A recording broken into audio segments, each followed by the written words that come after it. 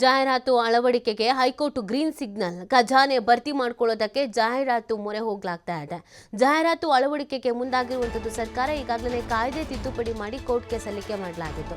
ಪ್ರತಿ ಚದರಡಿ ಮಾರ್ಗಸೂಚಿಯನ್ನು ಆಧರಿಸಿ ದರವನ್ನು ನಿಗದಿ ಮಾಡಲಾಗಿತ್ತು. ಕಳೆದ ವಾರ ಹೈಕೋರ್ಟ್ ಕೂಡ ತಿದ್ದುಪಡಿ ಕರಡಿಗೆ ಅನುಮತಿಯನ್ನು ನೀಡಲಾಗಿತ್ತು. ಈಗಾಗಲೇ ಸರ್ಕಾರದಿಂದ ಗ್ರೀನ್ ಸಿಗ್ನಲ್ ಅನ್ನು ಪಡೆದಿರುವಂಥದ್ದು ಜಿಬಿಗೆ. ಏಪ್ರಿಲ್ನಿಂದ ಹೊಸ ರೂಪದಲ್ಲಿ ಜಾಹೀರಾತು ಬಯಲ ಜಾರಿ ಆಗತ್ತೆ. ಬೆಂಗಳೂರಿನಲ್ಲಿ ಫ್ಲೆಕ್ಸು ಬ್ಯಾನರ್ಗೆ ನಿಷೇಧವನ್ನು ಹೇರಿತ್ತು ಕೋರ್ಟು. ಹೈಕೋರ್ಟ್ ನಿಷೇಧ ಹೇರಿದ್ರೂ ಕೂಡ ಕೆಲವು ಕಡೆಯಲ್ಲಿ ಅನಧಿಕೃತವಾಗಿ ಜಾಹೀರಾತು ಮತ್ತು ಈ ಫ್ಲೆಕ್ಸು ಬ್ಯಾನರು ಇದೆಲ್ಲ ಹಾಕಲಾಗಿತ್ತು. ಸೊ ಇದೆಲ್ಲದರ ತೆರವಿಗಾಗಿ ಹಣ ವ್ಯಯಿಸ್ತಾ ಇರುವಂಥದ್ದು ಜಿಬಿಗೆ. ಹೊಸ ಜಾಹೀರಾತು ನೀತಿಗೆ ಶಾಸಕರಿಂದಲೂ ಕೂಡ ಒತ್ತಡ ಆಯಿತು. ಹೊಸ ನೀತಿಯಿಂದ ವಾರ್ಷಿಕವಾಗಿ 750 ಕೋಟಿ ಆದಾಯದ ನಿರೀಕ್ಷೆಯನ್ನು ಇಟ್ಕೊಳ್ಳಲಾಗಿದೆ. ಮತ್ತು ಇದಕ್ಕೆ ಒಂದಷ್ಟು ಮಾನದಂಡಗಳನ್ನು ಫಿಕ್ಸ್ ಮಾಡ್ಕೊಂಡಿದ್ದಾರೆ. ಅದೇ ರೀತಿಯಾಗಿಯೇ ಮಾಡಬೇಕು ಅಂತ ಪ್ಲ್ಯಾನ್ ಮಾಡ್ಕೊಂಡಿದ್ದಾರೆ. ಏನು ಮಾನದಂಡ, ಏನು ಬೇಕಾಗತ್ತೆ, ಏನು ಪ್ಲ್ಯಾನು, ಏನು ಸೂಚನೆ ಅಂತ ನೋಡೋದಾದರೆ, ಈ ಮಾರ್ಗಸೂಚಿ ದರದ ಮೇಲೆ ಜಾಹೀರಾತು ಶುಲ್ಕವನ್ನು ನಿಗದಿ ಮಾಡೋದು. ಮಾರ್ಗಸೂಚಿ ದರದ ಮೇಲೇ ಜಾಹೀರಾತು ಶುಲ್ಕ ಇರುತ್ತಲ್ಲ ಅದನ್ನು ನಿಗದಿ ಮಾಡೋದು. ಆಮೇಲೆ ರಸ್ತೆ, ಸರ್ಕಲ್ಲು ಮತ್ತು ವಲಯವಾರು ಟೆಂಡರ್ ಕರಿಬೇಕು ಅಂತ ಪ್ಲ್ಯಾನ್ ಮಾಡಿಕೊಂಡಿದ್ದಾರೆ. ಈ ಟೆಂಡರ್ ಭಾಗವಹಿಸೋದಕ್ಕೆ 5 ಲಕ್ಷ ಶುಲ್ಕವನ್ನು ಪಾವತಿಸಬೇಕಂತೆ. ಪರಿಸರ ಸ್ನೇಹಿ ಇರುವ ವಸ್ತುಗಳನ್ನು ಬಳಕೆ ಮಾಡಿಕೊಳ್ಬೇಕು. ಅನಧಿಕೃತ ಜಾಹೀರಾತು ಪ್ರದರ್ಶನಕ್ಕೆ ಗುತ್ತಿಗೆ ಪಡೆದ ದರದ 2 ಪಟ್ಟು ದಂಡ ವಿಧಿಸಲಾಗುತ್ತೆ. ಅನಧಿಕೃತ ಜಾಹೀರಾತು ತೆರವು ಜವಾಬ್ದಾರಿ ವಲಯ ಆಯುಕ್ತರ ಹೆಗಲಿಗೆ ವಹಿಸುವಂಥದ್ದು. ಇನ್ನು ಈ BMTC ಖಾಸಗಿ ಬಸ್ಸು ಆಟೋಗೆ ಅಳವಡಿಸೋದಕ್ಕೆ ಜಿಬಿಯ ಅನುಮತಿ ಕಡ್ಡಾಯವಾಗಿ. ಸುಮ್ಮನೆ ನಾವೊಂದು ಅಂಟಿಸ್ಬಿಡ್ತೀವಿ ಅಂತ ಹಂಗೆ ಹೋಗಂಗಿಲ್ಲ. ಜಿಬಿಯಿಂದ ಅನುಮತಿಯನ್ನು ನೀವು ಪಡ್ಕೊಳ್ಳೇಬೇಕು. ಅನುಮತಿ ಇದ್ದರೆ ಮಾತ್ರ ನಿಮಗೆ ಓಕೆ ಅಂತ ಅವಕಾಶ ಕೊಡ್ತಾರೆ. ಇನ್ನು ಎಲ್ಲೆಲ್ಲಿ ಜಾಹೀರಾತು ನಿಷೇಧ, ಕೆಲವು ಕಡೆಯಲ್ಲಿ ಜಾಹೀರಾತು ನಿಷೇಧ ಮಾಡಿಬಿಟ್ಟಿದ್ದಾರೆ. ನಮಗೆ ಅನುಮತಿ ಸಿಕ್ತು ಅಂತ ಎಲ್ಲ ಕಡೆ ಹೋಗಿ ಅಂಟಿಸಂಗಿಲ್ಲ. ವಿಧಾನಸೌಧ ಮತ್ತು ಹೈಕೋರ್ಟ್ ಸುತ್ತಮುತ್ತಲಿನ ರಸ್ತೆಗಳಲ್ಲಿ ಹಾಕಂಗಿಲ್ಲ. ಕುಮಾರಕೃಪ ರಸ್ತೆ, ರಾಜಭವನ ರಸ್ತೆ, ಸ್ಯಾಂಕಿ ರಸ್ತೆ, ಪೋಸ್ಟ್ ಆಫೀಸ್ ರಸ್ತೆ, ಚಾಲುಕ್ಯ ವೃತ್ತ, ಮಹಾರಾಣಿ ಕಾಲೇಜು ರಸ್ತೆ, ಆಮೇಲೆ KR ವೃತ್ತ, ಕಬ್ಬನ್ ಪಾರ್ಕು, ಲಾಲ್ಬಾಗ್ ಆವರಣ, ನೃಪತುಂಗ ರಸ್ತೆ, ಹಡ್ಸನ್ ವೃತ್ತ, ಅರಮನೆ ರಸ್ತೆ, ದೇವಸ್ಥಾನ, ಗುರುದ್ವಾರ ಚರ್ಚು ಮತ್ತು ಮಸೀದಿಗೆ ಹೋಗುವಂಥ ರಸ್ತೆ ಸುತ್ತಮುತ್ತ ಪ್ರದೇಶ ಇಲ್ಲೆಲ್ಲ ಹಾಕಂಗಿಲ್ಲ ಅಂತ ಹೇಳಿದ್ದಾರೆ.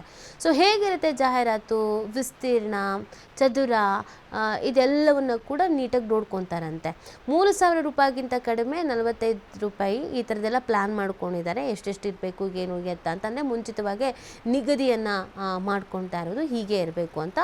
ಮತ್ತು ವಾಹನಗಳ ಮೇಲೂ ಕೂಡ ದರ ನಿಗದಿ ಮಾಡಿದಾರಂತೆ.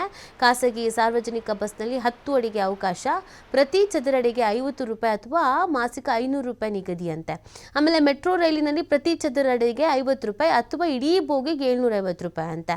ವಿತರಣಾ ಮತ್ತು ಸೇವಾ ವಾಹನ 6 ಅಡಿ ಪ್ರದರ್ಶನಕ್ಕೆ ಅವಕಾಶ. ವಿತರಣಾ ಮತ್ತು ಸೇವಾ ವಾಹನದಲ್ಲಿ ಪ್ರತಿ ಚದರಡಿಗೆ 75 ರೂಪಾಯಿ ಅಥವಾ ಮಾಸಿಕ 750 ರೂಪಾಯಿ. ಟ್ಯಾಕ್ಸಿ, ಆಟೋ, ಸಾರ್ವಜನಿಕ ಸಂಚಾರಿ ವಾಹನದಲ್ಲಿ 6 ಅಡಿ ಪ್ರದರ್ಶನಕ್ಕೆ ಅವಕಾಶ. ಟ್ಯಾಕ್ಸಿ, ಆಟೋ, ಸಾರ್ವಜನಿಕ ಸಂಚಾರಿ ವಾಹನದಲ್ಲಿ ಪ್ರತಿ ಚದುರಗೆ 50 ರೂಪಾಯಿ ಅಥವಾ ಮಾಸಿಕ 500 ರೂಪಾಯಿ ಅಂತ ಫಿಕ್ಸ್ ಮಾಡ್ಕೊಂಡಿದ್ದಾರೆ. ಈ ರೀತಿಯಾಗಿ ಪ್ಲಾನ್ ಮಾಡ್ಕೊಂಡಿದ್ದಾರೆ. ಇದರ ಅನ್ವಯವಾಗಿ ಅಂದರೆ ಇದು ಮಾರ್ಗಸೂಚಿ. ಆವಾಗಿನ ಥರ ಎಲ್ಲಿ ಬೇಕು ಅಲ್ಲಿ, ಹೇಗೆ ಬೇಕು ಹಾಗೆ, ಎಷ್ಟು ಅಡಿ ಎಷ್ಟು ಉದ್ದ ನಮಗೆ ಮನಸ್ಸಿಗೆ ಬಂದಂಗೆ ಹಾಗೆಲ್ಲ ಹಾಕಂಗಿಲ್ಲ. ಈಗ ಕಂಪ್ಲೀಟಾಗಿ ಒಂದು ಮಾರ್ಗಸೂಚಿನೇ ತಯಾರಿ ಮಾಡ್ಕೊಂಡಿದ್ದಾರೆ. ಒಂದಷ್ಟು ಮಾನದಂಡಗಳನ್ನು ಮಾಡಿಕೊಂಡು ಅದರ ಅನ್ವಯವೇ ಎಲ್ಲವೂ ಆಗಬೇಕು.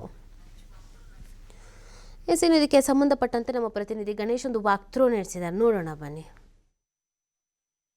ಆಳಿದಂತಹ ಜಾಹೀರಾತು ಮಾಫಿಯಾಗಿ ಈಗ ಜಿಬಿಎ ಮತ್ತೆ ಮಣೆ ಹಾಕಿರುವಂಥದ್ದು. ಇನ್ನು 1-2 ತಿಂಗಳಲ್ಲಿ ಈಗಾಗಲೇ ನಗರದ ಪ್ರಮುಖ ರಸ್ತೆಗಳಲ್ಲಿ ಹಲವು ಕಡೆಗಳಲ್ಲಿ ಈಗ ಮತ್ತೆ ಜಾಹೀರಾತುಗಳು ತಲೆ ಎತ್ತಲಿಕ್ಕೆ ಎಲ್ಲ ರೀತಿಯ ತಯಾರಿಗಳು ಕೂಡ ಆಗಿರುವಂಥದ್ದು. ಈಗಾಗಲೇ ರಾಜಕಾರಣಿಗಳು ಹಾಗೆಯೇ ಖಾಸಗಿ ವ್ಯಕ್ತಿಗಳು, ಖಾಸಗಿ ಕಂಪನಿಗಳು ಹಲವು ರೀತಿಯಲ್ಲಿ ಈಗ ಅನಧಿಕೃತವಾಗಿ ಜಾಹೀರಾತು ಫಲಕಗಳನ್ನು ಹಾಕುವಂಥದ್ದನ್ನು ನಾವು ನಗರದಲ್ಲಿ ನೋಡ್ತಾ ಇದ್ದೀವಿ. ಅದನ್ನು ತೆರವುಗೊಳಿಸ್ಲಿಕ್ಕೆ ಕೂಡ ಜಿಬಿಎ ಸಾಕಷ್ಟು ಹಣವನ್ನು ವ್ಯಯ ಮಾಡ್ತಾಯಿದೆ. ಆ ಹಿನ್ನೆಲೆಯಲ್ಲಿ ಈಗ ಹೊಸದಾಗಿ ಜಾಹೀರಾತು ನಿಯಮಾವಳಿಗಳಲ್ಲಿ ಈಗ ತಿದ್ದುಪಡಿಯನ್ನು ತಂದಿರುವಂಥದ್ದು. ಈಗಾಗಲೇ ಹೈಕೋರ್ಟ್ ಕೂಡ ಈ ಒಂದು ನಿಯಮಾವಳಿಗೆ ತಿದ್ದುಪಡಿ ತಂದಂತಹ ನಿಯಮಾವಳಿಗಳಿಗೆ ಅನುಮತಿ ನೀಡಿದೆ ಅನ್ನುವಂತಹ ಮಾಹಿತಿ ಇದೆ. ಈಗ ರಾಜ್ಯ ಸರ್ಕಾರವು ಕೂಡ ಇದಕ್ಕೆ ಒಂದು ರೀತಿಯಲ್ಲಿ ಅನುಮತಿಯನ್ನು ನೀಡಿದೆ ಅನ್ನುವಂಥದ್ದು ಈಗ ಜಿಬಿ ಅಧಿಕಾರಿಗಳು ನೀಡಿರುವಂತಹ ಮಾಹಿತಿ.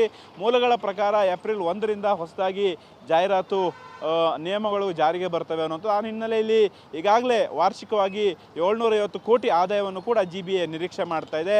ಅನಧಿಕೃತವಾಗಿ ಹಾಕಿದಂತಹ ಹೋರ್ಡಿಂಗ್ಸ್, ಫ್ಲೆಕ್ಸ್, ಬ್ಯಾನರ್ಸ್ಗಳಿಗೆ ತೆರವುಗೊಳಿಸಲಿಕ್ಕೆ ಹಣವನ್ನು ವ್ಯಯ ಮಾಡೋ ಬದಲು ಅದನ್ನೇ ಕೆಲವು ನಿಯಮಾವಳಿಗಳನ್ನು ಮಾಡಿ ತಿದ್ದುಪಡಿಗಳನ್ನು ಮಾಡಿ ಅದಕ್ಕೆ ಹೊಸದಾಗಿ ಒಂದು ರೀತಿಯಲ್ಲಿ ಅದನ್ನೇ ಒಂದು ಆದಾಯವನ್ನಾಗಿ ಮಾಡಿಕೊಳ್ಳಿಕ್ಕೆ ಈಗಾಗಲೇ GB ಅಧಿಕಾರಿಗಳು ಮುಂದಾಗಿರುವಂಥದ್ದು. ಏಪ್ರಿಲ್ 1ರಿಂದ ಹೊಸ ಏನು ಜಾಹೀರಾತು ಫಲಕಗಳ ಅಳವಡಿಕೆಗೆ ನಿಯಮಗಳು ಕೂಡ ಜಾರಿಗೆ ಬರ್ತಾ ಇರುತ್ತೆ. ಆ ಹಿನ್ನೆಲೆಯಲ್ಲಿ ಎಲ್ಲ ರೀತಿಯ ಸಿದ್ಧತೆಗಳು ಈಗಾಗಲೇ GBA ಆಡಳಿತ ವರ್ಗದಿಂದ ಆಗ್ತಾ ಇರುವಂಥದ್ದು. ಕ್ಯಾಮ್ರಾಮನ್ ಪಂಪಾಪತಿ ಜೊತೆ ಗಣೇಶ್ ಹೆಗಡೆ, TV5 ಕನ್ನಡ, ಬ್ಯಾಂಕ್.